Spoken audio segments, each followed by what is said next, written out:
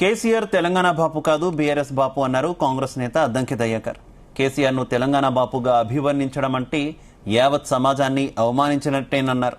ఇక కేసీఆర్ తన స్వార్థం కోసమే టీఆర్ఎస్ ను బీఆర్ఎస్ గా మార్చారని ఆరోపించారు.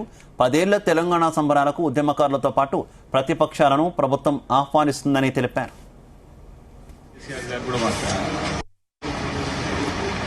ఏళ్ల తరబడి కొట్లాటకు పరిష్కారం ఇచ్చిన తల్లిగా సోనియా గాంధీ గారిని యావత్ భారతదేశం ఈరోజు గుర్తించింది.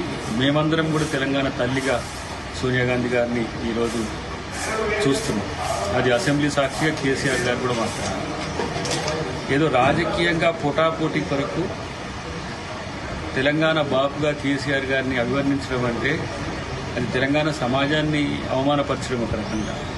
ఆయన టీఆర్ఎస్ బాపు తర్వాత ఆయన తన రాజకీయ స్వార్థం కోసమో రాజకీయ ప్రయోజనాల కోసమో తెలంగాణ రాష్ట్ర సమితి అనేదాన్ని భారత రాష్ట్ర సమితిగా మార్చింది.